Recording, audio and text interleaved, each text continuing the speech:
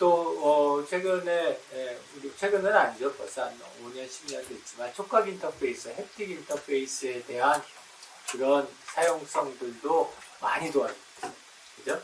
여러분들이 그 촉각에 대해서 여러분들이 얼마나 예민한지 아마 요새 이렇게 손목에 찬 웨어러블이나 이런 거 보면 아마 다 기억할 거예요. 그죠? 내가 얼핏 보기엔 굉장히 비슷한 징징징 하면서 울리는 건데도 징징이냐 징징징이냐 이런 것들에 따라서 굉장히 큰 차이를 보이죠. 그처럼 이제 이 촉각도 우리가 사용할 수 있는 디자인 요소들이 꽤 많이 있어요. 얼마나 세게 울려줄 거냐, 얼마나 연속해서 울려줄 거냐 이런 것뿐만이 아니라 실제로 제공되는 촉각적 자극이 어떤 일관성을 가지고 제공되느냐 하는 것들도 굉장히 중요한 역할을 하고요. 그래서 촉각 인터페이스가 꼭 시각 장애인 분들한테만 사용되는 거 아니에요. 이 촉각 인터페이스는 특히 어떤 컨포메이션용으로 많이들 하고 또 리마인드나 노티용으로 많이 활용을 해요. 그런 거 여러분 기억이 나잖아요. 우리가 어떤 키보드를 했었을 때 촉각적인 피드백이 전혀 없는 LCD 화면에서 뭘 쳤었을 때 내가 생각하는 자신감하고 그게 햅틱한 리스폰스가 있었을 때 내가 뭘 눌렀을 때 빙 하고 짧게 울려서 이제 제대로 입력이 됐구나 라는 피드백을 받았을 때 나의 컨피던스하고 굉장히 다르다. 그래서 이제 이러한 것들은 꼭 청각 인터페이스나 또는 시각 인터페이스를 사용하지 못하는 장애인분들뿐만 아니라 우리가 일반인들을 대상으로도 활발하게 사용할 수 있는, 그래서 이런 촉각 인터페이스에 대한 가이드라인도 그 자체적으로 상당히 많이 있고요.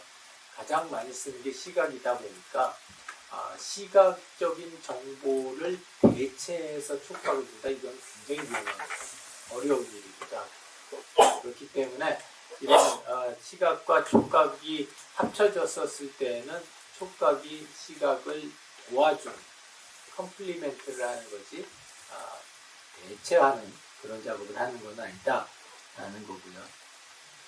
자, 그런데 여러분들이 생각하고 있는 각각의 서비스들에서 과연 어떤 형태의 인터페이스 요소들이 많이 사용될 거냐, 어떻게 사용될 거냐. 기본적으로는 시각적인 인터페이스 요소들이 사용이 되겠죠. 그 시각을 사용할 거냐 말거. 물론 이제 AI 스피커처럼 100% 보이스만 가지고 진행하고 나머지 시각이나 촉각은 전혀 사용하지 않는 경우도 있기는 해요. 그리고 여러분들이 그거를 디폴트로 가져갈 수도 있어요. 이 시점에서 한번 정리를 해보고 싶은 거는 여러분들이 지금까지 정보구조, 그 다음에 인터랙션에 대한 설계를 했고 그 전에 컨셉 모델과 그 다음에 비즈니스 모델에 대한 생각을 했어요. 자, 그러면은 그러한 결정들을 기반으로 해서 그렇다면 우리 팀의 서비스는 기본적으로는 시각, 청각, 촉각 세 가지를 언제 어떻게 사용할 거다. 앞에서 쭉 가이드라인을 줬기 때문에 언제 어디서 사용할 거다. 물론 후각이나 미각 인터페이스를 사용할 수도 있어요. 냄새나 맛이나 이런 걸 가지고 할 수도 있긴 하지만 그렇게 현실적이진 않아요. 요새 이제 그 미각 가지고 하는 또는 후각 가지고 하는 경우가 있어요. 특히 이제 VR 시스템 만들 때 예를 들자면 중독 치료 같은 거 할 때 후각을 써서 해요. 그래서 막 그 술을 마시고 싶다 이런 충동이 일어날 때 그걸 갖다가 억제시켜주는 방식들 중에 하나로 냄새를 쓰기도 해요. VR 시스템에서. 근데 그거는 글쎄 막 SF적이고 미래지향적이긴 한데 현실적이지 않은 것 같아요. 그렇다면은 우리가 시각, 촉각, 청각이라고 하는 세 가지 요소들을 가지고 지금 여러분들이 지금까지 만들어낸 구조, 그 다음에 기능, 그걸 갖다 대변하는 우리 비즈니스 모델과 컨셉 모델에서 어떤 요소들을 어떤 부분에 사용할 건지 그거에 대한 디자인 브레인스토밍을 해보고 역시 여기 이거의 목표는 이제 다음번에 가게 되면 이제 와이어 프레임을 그릴 거예요. 그래서 와이어 프레임을 그리기 위해서 일단 먼저 여러분들 팀 내에서 이런 다양한 모델리티를 가지고 있는 인터페이스 요소들을